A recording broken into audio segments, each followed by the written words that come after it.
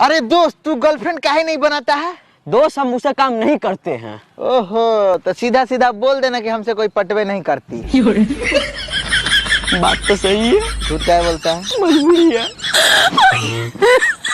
नमस्कार, हम अभी एक गांव में आ गए हैं, तो हमारे साथ जुड़ चुके हैं गरीब किसान का बेटा। किसान को गरीब बोलता है? तुम्हारे जैसे 100 कुत्तों को बैठा है खिलाने का औकात रखता है किसान।